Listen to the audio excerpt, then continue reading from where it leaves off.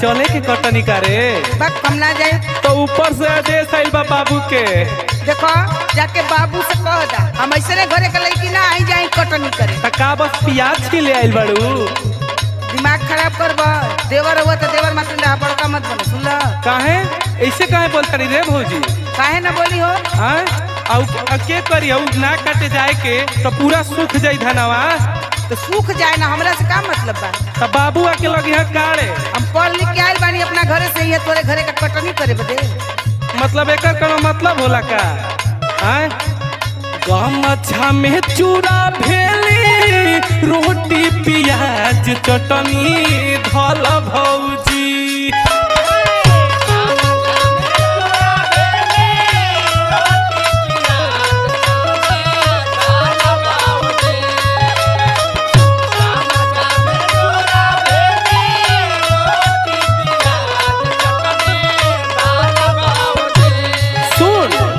गमछा में चूड़ा भेली रोटी प्याज चटनी धल भौजी कि देवर के संगे धान के कटनी करे चल भौजी।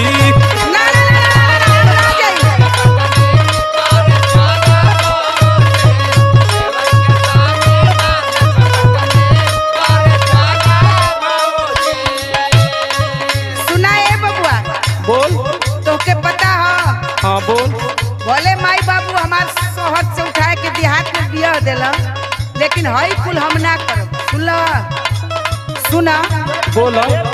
पापा के दुलारी बिस्कुट टॉफी नमकीन चॉकलेट खइनी। अच्छा ही बात बारे भौजी तोर जवाब बा।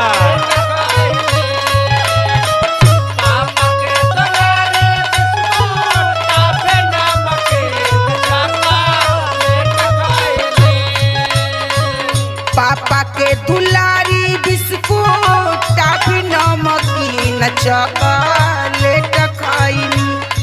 जानत बा? बोल बोल। शहर कहीं शहर का और वहाँ टॉफी बिस्कुट चॉकलेट से बात करत रही। ई बात हो बारे भौजी। सुना ए देवरू नैहर में ना हसुआ के पेट खइनी। बारे भौजी तोर जवाब बा।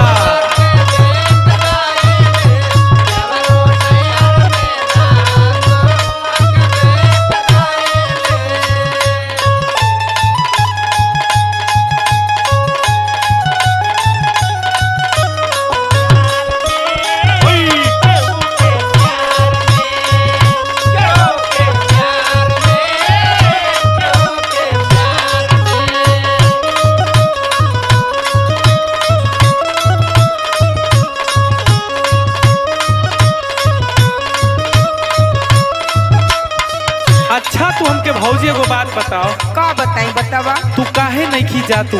अरे हम ना जाई देखो तो हमार हाथ पर कैसन बा। बाबू हमरा के बोले लगे हैं भौजी तू चल। हम ना जाई ना जाई ना जाई जा बाबू से कह दा। ई कोनो बात बोला? अरे कह देनी ना जाई। अरे तू मुंह मत लगा बता देते। सुघर बाड़ी का ऐसे नहीं खी जा तू? बिल्कुल हइये आई घामा में जाई हमार मैं देह खराब हो जाई स्किन खराब हो जाई तो तू हमके बनैबा वैसे? हाँ मैं रोज रोज फेशियल करा। अच्छा तो सुन पहला निकल के भौजी चल शिवनिया में।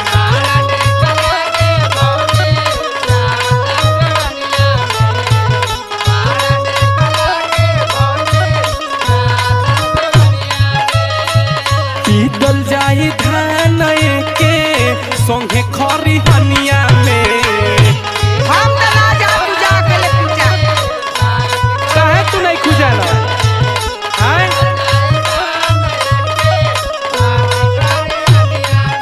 ए पहला निकला की भौजी चल शिवनिया में।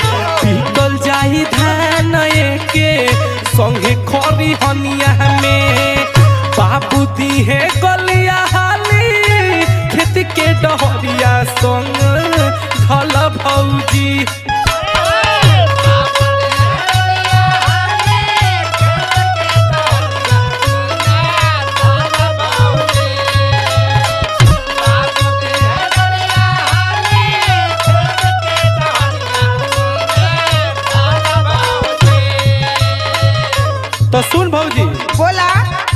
अगर बाबू अइहा न तो हमारा के बहुत बढ़िया और तोरा के जौन बोलिया तो छोड़ी के। अरे तो हई के हम जौन ना कुआवा दे गु बता देते। मतलब ई केनो मतलब होला। हाँ। आय बाबू दी है गलिया हाली खेत के डहरिया संगे धल भौजी देवर के संगे धान के कटनी करे चहला भौजी।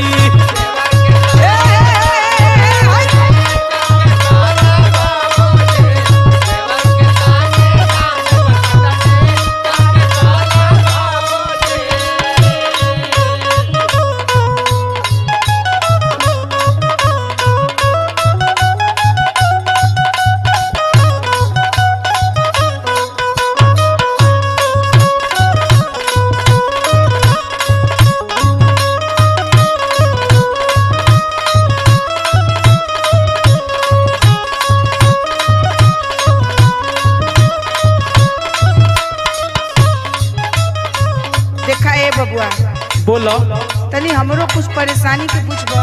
अरे हम का बुझी काहे इतना जिद कैले हवा? तो तोहर चले में का भइल भाई बताओ। कैसे जाई बतावा। आय सुना हाल ही के पानी देवर नया नया कनिया। अच्छा ई बात ह यही से न महेश भैया का तू कनिया हऊ।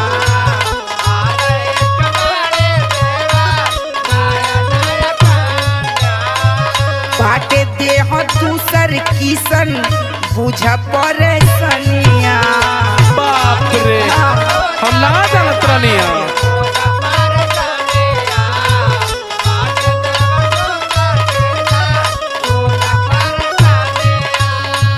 हाल ही के पानी देवर नया नया कनिया। बाटे देह दूसर किसन बुझ परेशानिया। सुना बोल खाली तू लोग अपन वाला जोतत हवा।